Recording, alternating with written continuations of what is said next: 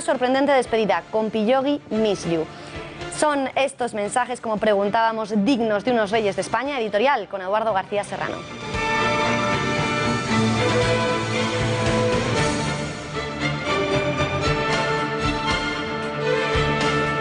Buenas noches, Beatriz. Pues de estos reyes concretamente sí son dignos.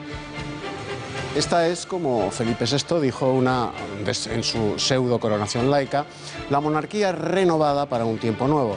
¿Qué dirán ahora los periodistas cortesanos que aplaudieron la plebeyización social de la monarquía en virtud del matrimonio del príncipe con Leticia Ortiz? Porque son los mismos a los que la experiodista tilda de mierda en sus íntimos y solidarios mensajes a un compañero de colegio de su egregio marido. No alcanzando el grado de ordinariez verdularia intrínseco a los mensajes de Urdangarín, sí tienen ese tono peligrosamente campechano, confianzudo e intimista que una reina de cuna y de linaje, como la madre de Felipe VI, por ejemplo, jamás se hubiera permitido con nadie y ante nadie. Pero Sofía de Grecia es reina hasta durmiendo. Leticia Ortiz es solo la mujer de un rey, y eso se nota hasta en sus tacones y, por supuesto, en sus mensajes de móvil.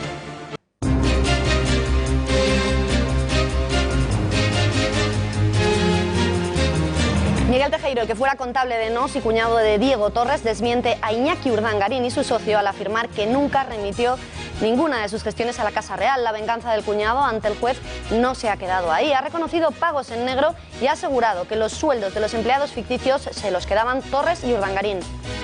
Buscaban trabajadores ficticios para computar para el tema de la amortización libre. ¿Quién decidió darla de alta? Bueno, todas las decisiones las tomaba Diego. El juez imputa a Ignacio González y su esposa, investigados por presunto cohecho y blanqueo de capitales en la compra del ático de Estepona. La magistrada Isabel Cornejo reproducirá durante el juicio las grabaciones con Villarejo en las que el expresidente de Madrid pidió que parasen las investigaciones sobre la operación inmobiliaria. Hoy además Bárcenas ha declarado ante el juez por el borrado de sus ordenadores.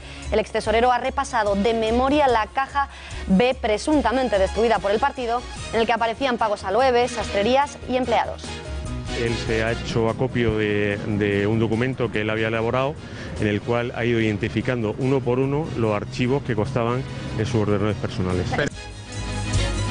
En pleno proceso de desconexión, Junqueras solicita a Montoro 7.520 millones de euros para evitar la quiebra de Cataluña. El presidente de la Generalitat, Carles Puigdemont, ha señalado la independencia como solución a la situación social ante la asfixia del Estado, pero antes de llegar a ese objetivo ha pedido responsabilidad a los grupos para aprobar los presupuestos de 2016.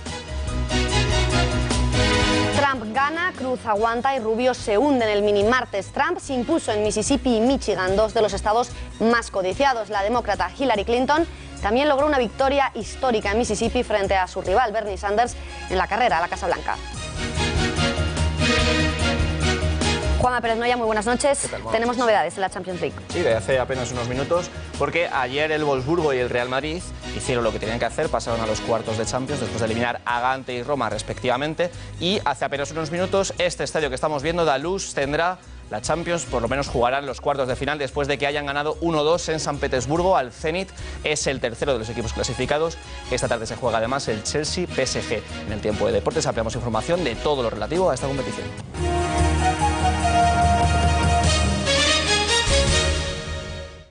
Creo que, sinceramente, todo pasa porque Mariano Rajoy dé un paso atrás, por España y por el propio Partido Popular. A estas declaraciones de Alberto Garre, expresidente popular de Murcia, asegurando que dentro del partido son un clamor silencioso las voces que piden la marcha de Mariano Rajoy, se suman las del expresidente popular navarro Jaime Ignacio del Burgo, quien considera que el PP necesita reformarse de arriba abajo, literalmente. Tanto la vicepresidenta del Gobierno en funciones como el ministro del Interior y el portavoz en el Congreso niegan que existan tales voces. Me preguntaba usted por el señor Garre, pues es una persona que está, creo, de salida en este asunto. Yo valoro mucho la lealtad. Yo llevo trabajando con el presidente del Gobierno 16 años y yo le voy a ayudar hasta el final. Si ha querido hacer esas declaraciones, pues allá él, pero que no hable por boca de los demás, que no diga que es un clamor silencioso, diga que él opina eso que tiene todo el derecho a decirlo, pero con todos los respetos, no creo que él sea el Partido Popular, ni en Murcia, ni mucho menos en el conjunto de España, ¿no?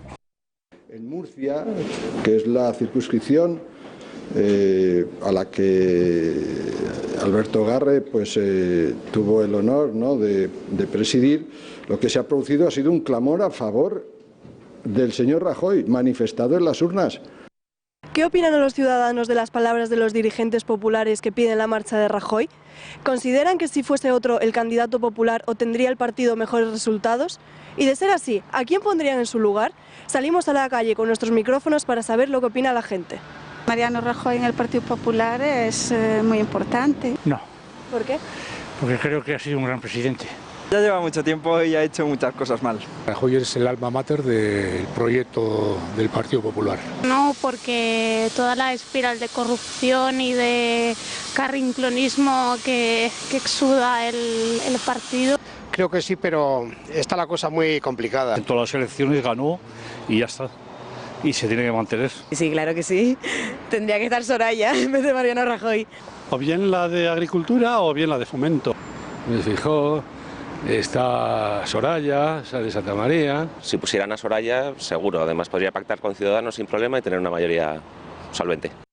Eduardo, primeras voces dentro del Partido Popular que piden que Mariano Rajoy deje paso a otro candidato. ¿Crees que existe ese clamor silencioso al que apunta Garre dentro del partido? Yo de momento no oigo absolutamente nada. ¿En nombre de cuántos hablan? ¿Son de verdad la voz de los discrepantes del PP? ¿O son simplemente dos piezas de museo, del Museo Arqueológico del Partido Popular, que hablan a título personal desde su condición de ex jerarcas populares momificados, a los que Soraya ha situado en la línea de salida? Las voces discrepantes en el PP que piden la abdicación de Rajoy son, de momento, un coro de mudos a los que solo es capaz de oír la oposición al Partido Popular, curiosamente. ¿Será que de Sánchez a la izquierda y de Ciudadanos a la derecha tienen todos el oído muy fino? Y lo mismo que el sediento ve espejismos fluviales en el desierto, ellos oyen lo que les gustaría oír, aunque nadie con mando en plaza en el PP haya sido capaz de verbalizar lo que a ellos les gustaría oír. Mariano, vete ya. Entre otras cosas porque el que lo dijera se pondría él solito en la línea de salida que Soraya, como los árbitros de fútbol, marca con un spray en todos los despachos de Génova. Por cierto, ¿ustedes oyen algo? Muchísimas gracias, Eduardo. El secretario general del PSOE, Pedro Sánchez, ha asegurado este miércoles que no tiene intención de reunirse con el presidente del Gobierno en funciones, Mariano Rajoy, y que los contactos entre ambos partidos correrán a cargo de los equipos negociadores. Además, el secretario general de los socialistas ha lamentado que en las veces en las que ha podido hablar con él, le ha hecho muy poco caso en muchas de las cosas que trataron, como la reforma de la Constitución o la cuestión de Cataluña. Lo que sí que le digo al señor Rajoy es que para hablar de investiduras hay que hablar en los equipos negociadores. Y ya le adelanto que nosotros, por supuesto, vamos a seguir intentando construir esa mayoría parlamentaria que propicie que haya un gobierno de cambio. Pero no va a haber una reunión para negociar Pedro Sánchez-Mariano Rajoy. No. Primera negociación conjunta de PSOE y Ciudadanos con asociaciones de autónomos para exponerles las propuestas contempladas en el acuerdo firmado por ambos partidos antes de la investidura fallida de Pedro Sánchez. Sin embargo, desde el PP, el vicesecretario de Comunicación, Pablo Casado, afirma que Sánchez y Rivera estarían chocando por el distinto papel que quieren ambos partidos que juegue el Partido Popular. Por su parte, Rafael Hernando ha reiterado el rechazo de su formación al ménage à trois, que dice piden los nuevos socios. Hoy puedo anunciar que el presidente de nuestro partido, Mariano Rajoy, va a llamar a Pedro Sánchez y va a llamar a Albert Rivera para reunirse con ellos por separado. No me parecería respetuoso que ya demos por hecho que al llamar a Pedro Sánchez tengan que venir Ciudadanos. Sí, no un ménage à trois. No un ménage à trois. O sea, no estamos por el ménage à trois. Estamos por las relaciones bilaterales, que me parece que son más sólidas, más estables, más duraderas. Mientras que desde Ciudadanos insisten en solicitar a los socialistas que no veten al PP, estos responden que si Ciudadanos pacta con los populares, habrán roto con el Partido Socialista. Palabras de Antonio Hernando, que también ha manifestado que se sentarán con la formación liderada por Rajoy para no victimizarles. No creo que estemos en un momento para vetar a nadie y yo creo que hablar de con este sí, con este no, hablar de sillones, honestamente pienso que todos los españoles están cansados de eso. Yo creo que no va a conseguir un acuerdo con el Partido Popular porque yo tiendo a fiarme de las cosas que se firman y lo que hemos firmado y lo que hemos acordado Ciudadanos y Partido Socialista. Por lo tanto, estaríamos diciendo que Ciudadanos va a romper ese acuerdo y yo sinceramente creo que no lo va a hacer. ¿Y qué dicen en el PP? Pues se arrogan la llave de la gobernabilidad, recuerdan a los socialistas que no existe una mayoría de izquierdas y advierten que si se niegan a sentarse con ellos habrá nuevas elecciones. Así lo ha dicho el ministro del Interior, Jorge Fernández Díaz. Yo puedo asegurar que si se producen, porque el señor Sánchez se empecina en decir que no hay que vetar a nadie, salvo al Partido Popular, ¿verdad?, pues en que vayamos a repetición de elecciones, pues iremos. No había un bloque de izquierdas que diese la mayoría ni un bloque de derechas que tuviese la mayoría, por lo tanto es completamente lo contrario de lo que se ha mantenido.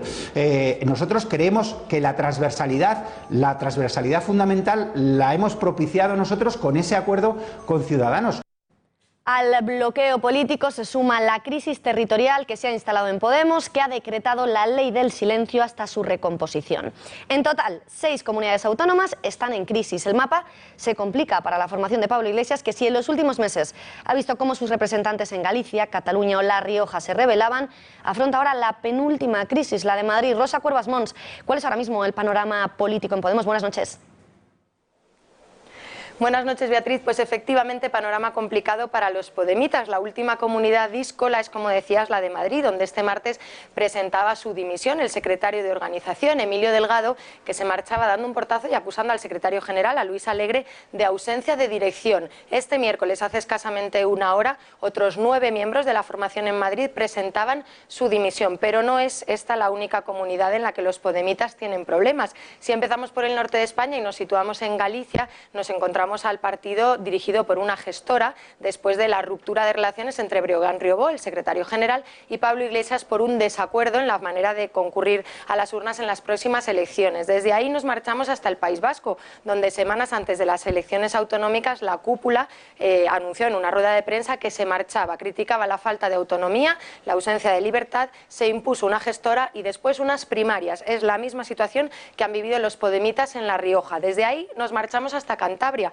donde el entonces secretario general pidió una gestora también porque decía había una auténtica incapacidad de dirigir por parte de la cúpula que existía. Y de ahí nos marchamos hasta Cataluña. Allí, semanas después del 27S de las autonómicas, la secretaria general Gemma Ubasart dimitía, acusaba a Errejón y a Iglesias de excesivo protagonismo en la campaña y les acusaba también de tutelaje desde Madrid, de falta de libertad. Así las cosas, vemos a un partido dividido en lo que ya se analiza como 2 familias, quienes apoyan a Íñigo Errejón y ven en él la línea moderada del partido, y quienes apoyan a Iglesias, al que consideran la esencia de la formación. Un partido dividido en 2 y no llevan ni un año en las instituciones.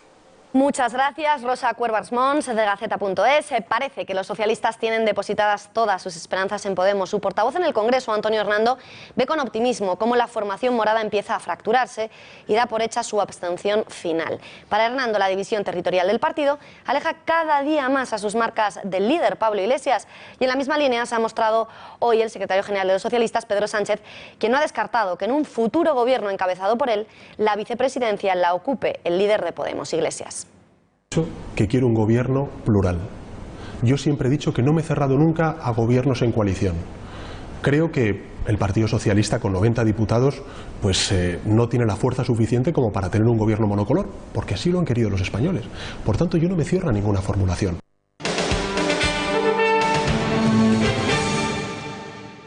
Vuestra presencia no es grata en este sitio. Palabras de la alcaldesa de Barcelona, Ada Colau, a un grupo de militares durante el Salón de la Enseñanza de Barcelona. En esa feria, el Ejército tiene un stand en el que informa a los jóvenes de las posibilidades y ofertas formativas que ofrecen los cuerpos y fuerzas de seguridad del Estado.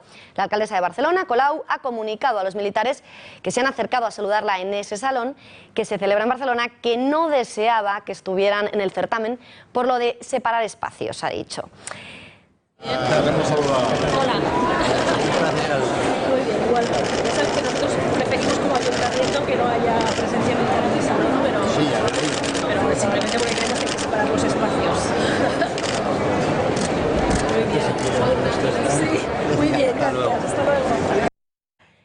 Eduardo, ¿qué te parece la salida de la alcaldesa? ¿Crees que es apropiada para el cargo que ostenta? Sí.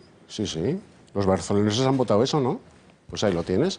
Ada Colau detesta a los militares, pero no por su cualidad castrense, sino por su condición de españoles. Para Ada Colau, los militares españoles son una fuerza de ocupación de Cataluña y ella solo bebe los vientos, como Andrea Levy por su príncipe podemita, por los ocupas con K. Le gustan tanto que les paga hasta el recibo de la luz con los impuestos incluso de los propietarios de los edificios que han tomado el asalto. Ada Colau no es antimilitarista, como tampoco lo es Pablo Iglesias, que lloraba de gozo en la televisión de Caracas viendo desfilar al ejército chavista. No. Ada Colau es sencillamente antiespañola. Detesta a España y, por supuesto, al ejército español.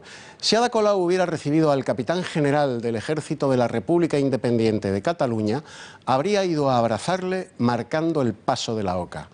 Ada Colau odia al ejército español porque odia a España. Es así de simple, Beatriz. Pues ha quedado clarísimo, Eduardo, gracias. Cambiamos de asunto. Los abogados del exterrorista Arnaldo Otegi desafían a la Audiencia Nacional al asegurar que ya veremos si está o no inhabilitado para cargo público.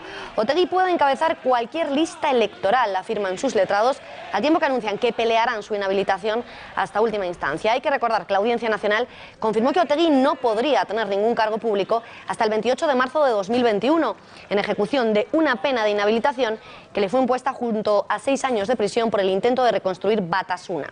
La respuesta del ministro del Interior ha sido que la última palabra la tiene el Tribunal Supremo. Y precisamente a cuenta de esa inhabilitación, Pablo Casado y Arnaldo Otegi se han enzarzado en Twitter, dejando Casado al exterrorista sin respuesta. Todo empezaba con un primer tuit del vicesecretario de Comunicación Popular, en el que afirmaba que mientras que el PP esté en el poder, Otegi no sería candidato de nada. El líder proetarra no tardaba en contestarle por la misma vía. Un Estado decente, afirmaba Otegi, es uno en el que existe la separación de poderes. Ya desde su cuenta, Casado entró en la discusión y contestó a Otegi: qué decente es pedir perdón a las víctimas y colaborar para esclarecer todos los crímenes de ETA, para lo que el exmiembro de esta organización terrorista esta vez ya no tuvo respuesta.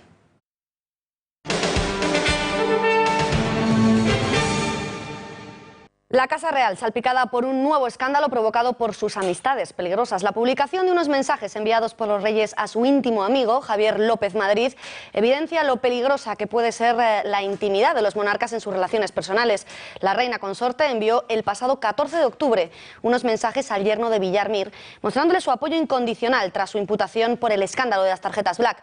Arremetía la reina además contra el medio de comunicación que se hacía eco de la noticia, el suplemento del diario El Mundo, LOC, un chat al que posteriormente se sumaba el rey Felipe VI. Pero, ¿quién es López Madrid y por qué se ha convertido en los últimos tiempos en protagonista de la actualidad? En los últimos 2 años, el marido de Silvia Villarmir e íntimo amigo del rey se ha visto inmerso en hasta 4 causas judiciales. Javier López Madrid es un empresario español casado con Silvia Villarmir, única hija de Juan Miguel Villarmir, el presidente de OHL. Él también pertenece a una acaudalada familia. Es hijo de Germán López y Pérez de Castrillón, empresario que trajo Volvo a España. También se le ha considerado siempre como uno de los íntimos amigos del rey Felipe VI, con quien coincidió en el colegio Los Rosales. Pero su nombre se ha hecho conocido para el gran público a raíz de que se haya visto implicado en 3 escándalos en los últimos tiempos.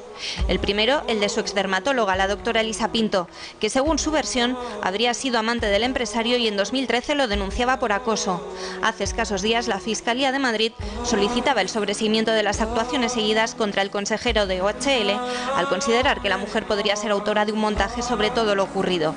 Precisamente a ella le habría enseñado en alguna ocasión los mensajes en los que los reyes le mostraban su apoyo por otro de los casos en los que se ha visto implicado, las tarjetas Black. Y es que el yerno de Villarmir es uno de los exconsejeros de la antigua Caja Madrid. Hizo uso de una de estas tarjetas, con la que gastó más de 34.800 euros. Entre los extractos había gastos de 2.141 euros en ropa, 1.400 en Loewe o 1.500 en viajes, aunque el montante más elevado era el de los gastos en restaurantes, que ascendían a 15.935 euros. Estos casi 35.000 euros han sido ya devueltos en su totalidad. Por último, se ha visto también salpicado por la trama púnica. Se le investiga en relación a la supuesta financiación irregular del PP de Madrid. La UCO cree que pudo hacer pagos no declarados de entre 2 y 3,5 millones de euros para la campaña de 2011, algo que López Madrid niega tajantemente. Y esta que están viendo en pantalla es la información a la que se refería la reina Leticia en sus mensajes de solidaridad a López Madrid. Información que calificaba de mierda, lo que sorprende aún más siendo ella periodista. Bajo el titular "Íntimo amigo del rey", con tarjeta black, el suplemento La Otra Crónica del Mundo destacaba que se trataba de uno de los amigos íntimos del monarca y que se convertía este asunto, por tanto, en otra patata caliente para la Casa Real. Una información periodística que la reina no dudaba en despreciar. Veamos ya cuál es el contenido de esos mensajes. Los mensajes conocidos por el diario.es y publicados esta mañana en exclusiva estarían sacados de un chat a tres entre los reyes y Javier López Madrid. En primer lugar, doña Leticia muestra vehementemente su apoyo al empresario. Te escribí cuando salió el artículo de lo de las tarjetas en la mierda de Locke y ya sabes lo que pienso, Javier. Sabemos quién eres, sabemos quiénes somos, nos conocemos, nos queremos, nos respetemos.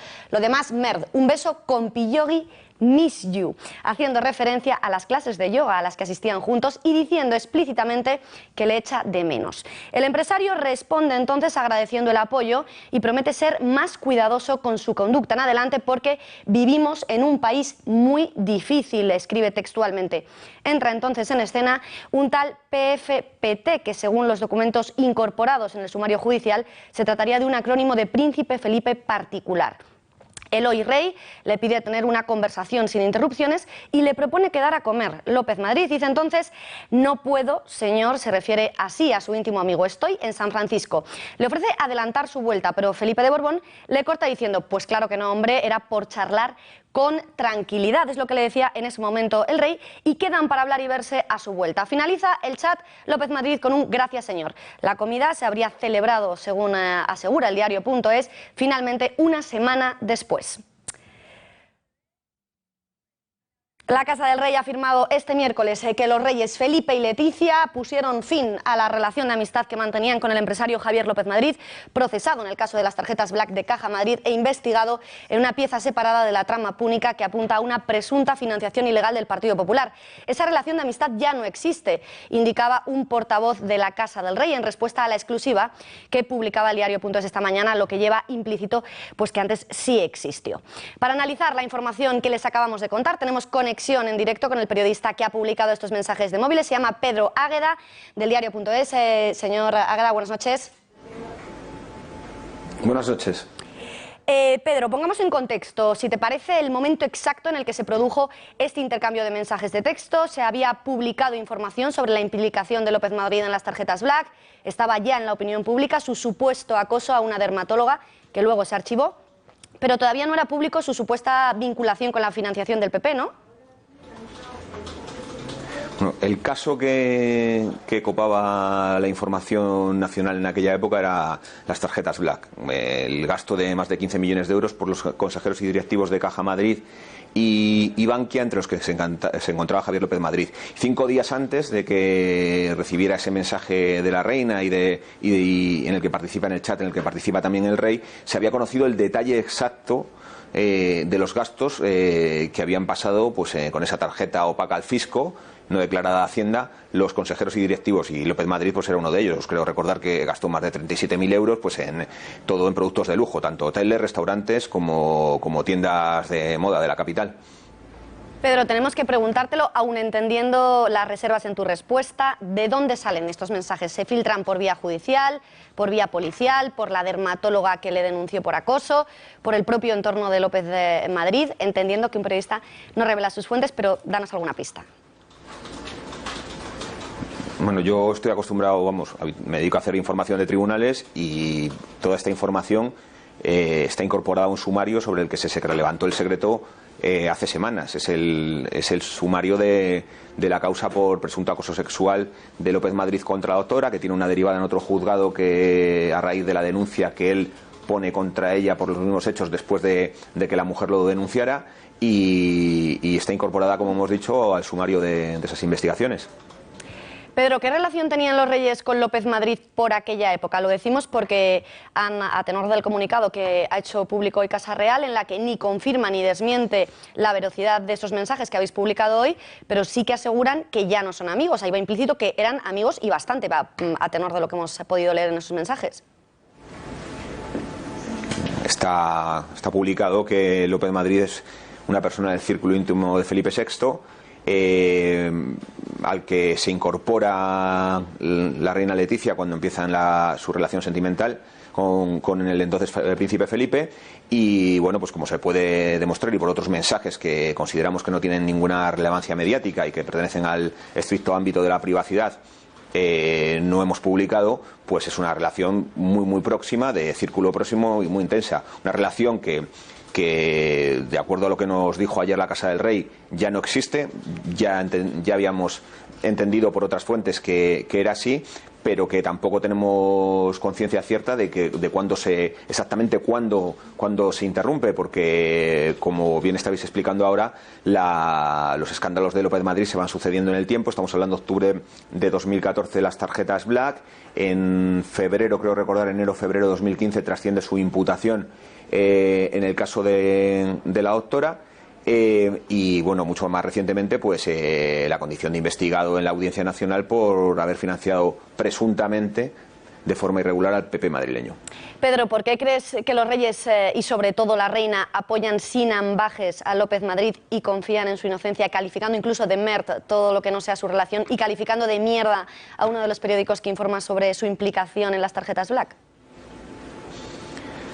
Pues no tengo ni idea, y la verdad es que no ha sido el objeto de nuestra información ponernos en la cabeza de ellos qué pensaban cuando escribieron esos mensajes, que supongo que sí queda claro que se producen en el ámbito de una gran amistad. Lo que sí que queríamos poner de manifiesto es que, y lo que consideramos que es relevante, es cuando se produce en el contexto exacto, y es que en esos días los ciudadanos españoles estaban agitados y estaban muy preocupados, creo, por lo menos prestaban mucha atención a los medios de comunicación, a las noticias que hablaban desde el Falco, en una entidad que fue rescatada después de las tarjetas Black con 23.500 millones de euros de dinero público, que se sitúa en el epicentro de la crisis financiera y todo lo que ha ocurrido en este país posteriormente. Por último, Pedro, ¿cuál crees que es el futuro judicial de López Madrid, sabiendo que el dinero de las tarjetas Black ya lo devolvió, el caso del acoso se ha archivado? ¿Crees que prosperará lo de la supuesta financiación irregular del Partido Popular? Bueno, hay que precisar antes que en cuanto a las tarjetas Black, ha llegado hasta el final, es decir, bueno, falta solamente el juicio. Él se va a sentar en el banquillo y la Fiscalía Anticorrupción pide para él 1 año y medio de cárcel por apropiación indebida, como para otros muchos beneficiarios y usuarios de las tarjetas Black. Eso es la Fiscalía Anticorrupción. Hay otras acusaciones que piden más. Por otro lado, en segundo lugar, tenemos el caso del presunto acoso sexual. Recientemente la Fiscalía ha solicitado el archivo de la causa contra López Madrid, y la mujer supuestamente acosada ha recurrido y ha denunciado un montaje policial en el que habrían participado relevantes miembros del Cuerpo Nacional de Policía, comisarios, que habrían ayudado a López Madrid en ese caso, como pone de manifiesto también un informe de la Guardia Civil incorporado a la causa. Y por último está el caso en el marco de la operación púnica de la presunta financiación irregular del PP madrileño, que está en un momento incipiente porque la pieza está secreta. Sabemos que López Madrid ha declarado ante el juez, pero todavía queda, creemos, bastante investigación por desarrollar, y tendremos, yo creo, que bastantes sorpresas en ese aspecto. Pues Pedro Águeda, periodista del diario.es, gracias por haber atendido a las cámaras de este informativo y muy buenas noches. Muchas gracias a vosotros. Pues tras esta entrevista del autor de esa exclusiva del diario.es, escuchamos la opinión editorial del presidente de esta casa, de Julio Ariza. El mensaje de Leticia diciendo: el mundo es una mierda, el mundo, el LOC, que es el suplemento del diario El Mundo, es una mierda, ponerlo por escrito. Sí. A estas alturas de la liga, que la reina de España, que está casada con el rey de España, la reina consorte, ponga por escrito que un periódico es una mierda, que además hable de merde con el resto no sé qué, que además diga que lo de las Black le parece una tal, y salve a su amigo del tema de las Black, pero sobre todo que encima le llame compillogi. Eso es lo peor. Le llame compillogi y le diga miss you. Pues precisamente esa despedida ha generado toda clase de reacciones en las redes sociales, se ha convertido en viral, y los internautas han realizado toda clase de memes bromeando sobre esa coloquial despedida de la reina a López Madrid. Lo estamos viendo en pantalla, ahí vemos al oso Yogi con la familia real y con sus hijas Leonor y Sofía, pero es que hay más: yo con Pillogi, vosotros merdes, se publicaba también en las redes sociales, y vamos viendo más memes. I am a Yogi, bueno, y ya no leemos lo que sigue, pero bueno, en inglés se entiende entiende perfectamente. Más vídeos del oso Yogi. Recordad que Yogi y Bubi siempre robaban la comida a los campestres. Hasta nunca, dicen en relación pues, a una famosa tertuliana de televisión que siempre pues, utiliza este lenguaje coloquial, toda clase de bromas. Pero es que hay más malas noticias para la Casa Real. Nueva jornada del caso Nos. Hoy le ha tocado el turno al que fuera contable de la Fundación y cuñado a su vez de Diego Torres, Miguel Tejero, quien en su declaración ante el juez ha desmontado lo declarado por Iñaki Urdangarín y su ex socio en la Fundación, Diego Torres, al afirmar que él, como director financiero, nunca reportó las gestiones llevadas a cabo por Nos y Aizón a la Casa Real. Además, Tejero ha reconocido pagos en negro y contrataciones de empleados ficticios, cuyos sueldos, asegura, se los llevaban Urdangarín y Torres. Buscaban trabajadores ficticios para computar para el tema de la amortización libre. ¿Quién decidió darla de alta? Bueno, todas las decisiones las tomaba Diego. ¿Iñaki Urdangarín tomaba alguna decisión al respecto? Sí, también, no, sí. Las declaraciones, estos formularios de declaración del impuesto de sociedades y declaraciones trimestrales de IVA, ¿se las pasaban a alguien de la Casa Real? No.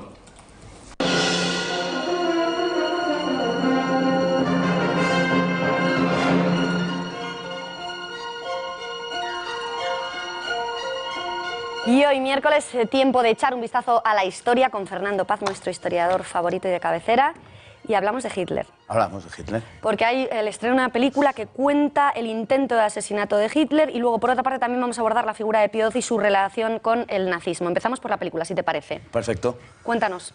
Pues es una película que narra el intento de asesinato de Hitler en noviembre de 1939.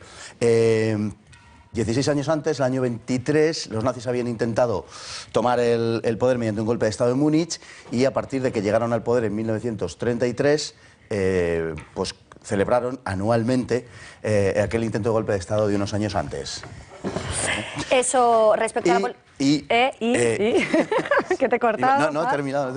Bueno, celebraban aquello. Entonces, con motivo de la celebración que se iba a producir en 1939, pues una persona, George Elsner, planeó el asesinato de Hitler. Hitler, además de hacer un desfile aquel día para celebrar a los 16 muertos nazis, lo que hacía era también un discurso que duraba en torno a hora y media aproximadamente. El discurso del año 39 fue muchísimo más breve y entonces, cuando la bomba estalló una vez que Hitler había acabado el discurso, con lo cual no lo mató, obviamente, y en cambio mató a unas 8 personas y hirió a 60 y tantas. O sea que fracasó absolutamente aquella bomba, aquel atentado, como fracasarían todos los atentados, que no fueron pocos, que se dieron contra Hitler. Tenía 7 vidas, porque es lo que te iba a decir. Es posible que Adolf Hitler haya sido de las personas que más intentos de atentado haya sufrido.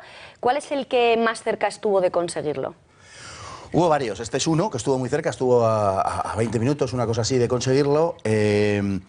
Hubo otro atentado muy conocido en el cual le pusieron una bomba en un avión que volvía del frente ruso, pero dadas las bajas temperaturas a la que estuvo sometido el artefacto, no estalló la bomba, hubiera tenido que estallar en vuelo y no estalló la bomba. Hubo otro... O sea, es que hasta las condiciones meteorológicas le sonreían. Sí, señora, así es.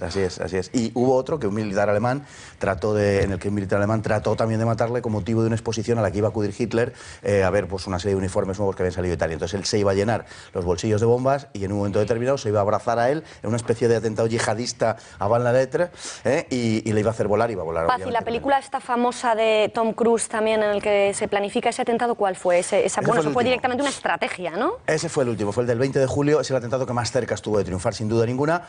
Contó con un apoyo más o menos amplio de los militares que estaban estacionados en Alemania. Se hace el intento de volar a Hitler mediante una bomba inserta en una cartera, pero por una serie de circunstancias también casi increíbles, acabó la bomba estallando y no mató a Hitler. Por circunstancias como que, por ejemplo, en el último momento la reunión se cambió de sitio y en lugar de celebrarse en un búnker cerrado, porque ese día hacía mucho calor, se celebró en una cabaña de madera y entonces la onda expansiva, pues al explotar, no hizo el efecto de rebote que hubiera acabado con Hitler. En fin, unos cuantos intentos que finalmente fracasaron todos. Bueno, y además ahora parece que en esos intentos de acabar con Hitler, aunque fuera políticamente, no estuvo ausente el Papa Pío XII. De hecho, acaban de presentar un libro al respecto que cuenta todo esto.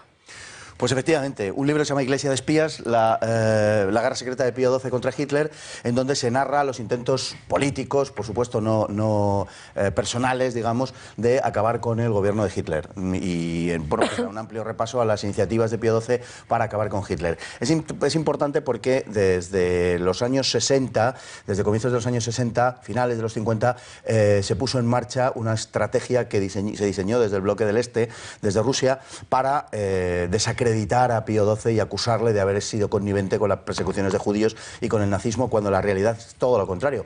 El Papa ayudó personalmente incluso a multitud de judíos a los que salvaguardó en el Vaticano y en general en Italia, y además desarrolló políticas contrarias al nazismo, hasta el punto de que el propio Hitler consideró, incluso dio las primeras órdenes para ocupar el Vaticano.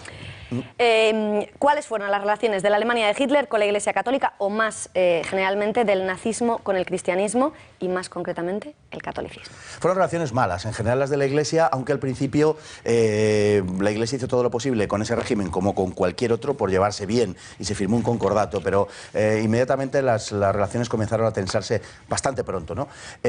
La esencia del nacionalsocialismo y del cristianismo son enteramente distintas. Pues el nacionalsocialismo es un régimen que tiene una cosmovisión, o es una ideología que tiene una cosmovisión racista. Además, el darwinismo social sacó leyes o aprobó leyes contra la vida, leyes que defendían la eutanasia, la liquidación de los inválidos, etcétera, una serie de cuestiones, ¿no? La Iglesia se opuso a eso y hubo pues una relación en general muy tensa. De hecho, bueno, el nacionalsocialismo dentro del conjunto de Alemania es ampliamente sabido que electoralmente tuvo el menor apoyo de todo el país en los sectores católicos, en las regiones católicas, es donde menos apoyo encontró, ¿no? Con lo cual, pues siempre tuvo una especie de resquemor hacia la Iglesia, porque frente al protestantismo, que es mucho más manejable, porque se trata de una iglesia que no es internacional, obviamente, el catolicismo era mucho más difícil de manejar, por ser precisamente una iglesia universal y estar dirigida desde fuera. Entonces, ¿por qué se dijo que estaban en connivencia con el nazismo desde el Vaticano? Bueno, vamos a ver, apareció una obra, brevemente, en los años 50, apareció una obra, como digo, que se había pergeñado desde el bloque del Este para denigrar la figura de Pío XII. Una obra de teatro, tuvo mucho éxito, se llama El Vicario. Fue más bien contra Pío XII que contra el catolicismo. Fue contra Pío XII, digo, la intoxicación en cuanto a la connivencia entre el Vaticano y Hitler, digamos. Y con posterioridad apareció un libro que se llamó El Papa de Hitler, de un historiador inglés de los años 90, de Cornwell, que expandió la idea de que había una cierta semejanza, había un cierto apoyo por parte del Vaticano al nazismo. Eso en absoluto se compadece con la historia, y lo que está apareciendo cada día más son pruebas documentales, casi diríamos abrumadoras, de todo lo contrario. El último libro que aparece, la Iglesia de espías, la guerra secreta de Pío XII contra Hitler, es un libro que deja bien claro las maniobras políticas del Vaticano contra el Tercer Reich. Pues ha quedado clarísimo. Estoy por cambiarle el nombre de la sección. Fernando Paz, cita con el totalitarismo, lo podemos llamar, si le parece. Es usted muy soberana, pero claro, entre eso y hablar de Lady Di siempre me quedaré con esto. Me parece bien, a mí no tanto. Bueno. Muy buenas noches, gracias Fernando Paz, hasta el miércoles que viene. Buenas noches, un placer.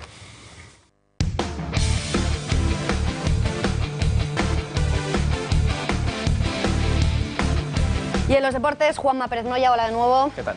El Real Madrid ya está en cuartos de final de la Champions League. El Real Madrid, eso es, sí.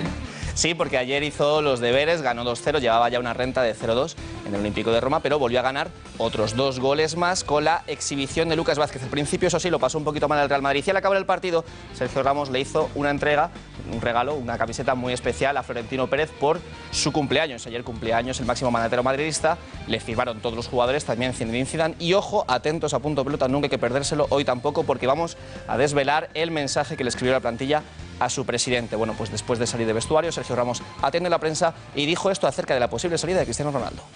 Nada, que se lo piensen un poco, ¿no? Cada uno, yo siempre lo he dicho, respeto la opinión de cualquier aficionado nuestro, porque al fin y al cabo, cuando todo va bien, ese cariño es muy importante para nosotros. Quizás cuando las cosas no van tan bien, pues deberían, pues también, ¿no? Apoyar un poco a los jugadores, porque al fin y al cabo todos queremos, ¿no? Tanto los aficionados como los jugadores, que el Real Madrid está arriba, que el Real Madrid gane, y bueno, para mí es una locura que el que piense que Cris tiene que salir del Real Madrid, porque es un jugador que aporta muchísimo y es único. A nivel histórico yo creo que lo ha demostrado año tras año. Bueno, y Sergio Ramos tenía camisetas para todos, no solamente para Florentino Pérez, también para Francesco Totti, el mito de la Roma. Se retira a final de temporada, jugó sus últimos minutos de Champions en el Santiago Bernabéu, intercambiaron camisetas, también le dejó un mensaje muy especial al capitán romanista. Y ese capitán, Francesco, agradeció el cariño del Bernabéu, dijo que se arrepentía de no haber fichado por el Real Madrid en su momento, después de que al salir del campo le recibiese con esta ovación el feudo madridista.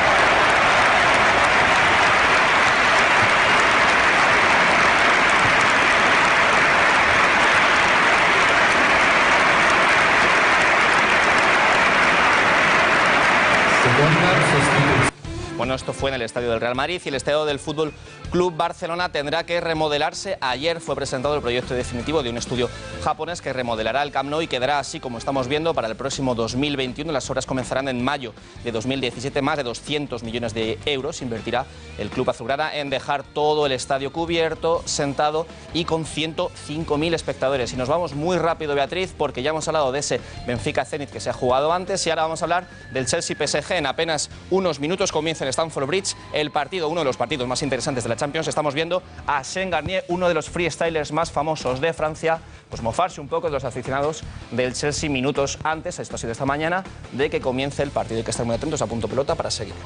Cuéntanos, ¿quién va a estar esta noche en Punto Pelota? Pues yo creo que mejor, más que contarlo, que la gente esté pendiente. Que la gente esté pendiente, que no te lo tienes ahora mismo, totalmente claro. Bueno, pues Exacto. Eso, lo cebamos para que lo vean. Eso sí, Alonso Caparrós estará 100% seguro, también María Morán. Les dejamos con ellos a las 10 de la noche el gato al agua. Nosotros nos despedimos hasta mañana. Gracias y buenas noches.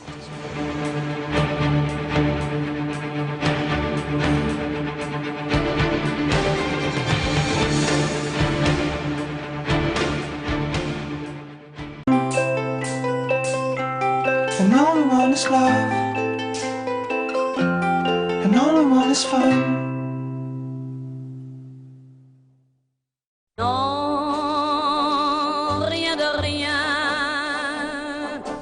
Non, je ne regrette rien. Ni le bien. En la vida ya pagas demasiadas comisiones. Trae tus ingresos a Bankia y te quitamos las comisiones en todas tus cuentas. Estoy pensando en alquilar mi vivienda, pero me da tanto miedo. ¿Y si no me pagan? ¿Y si se retrasan los pagos? ¿Y si me destrozan la vivienda? Si hubiera algún gestor que me pagara las rentas en lugar del inquilino despreocupándome de todo...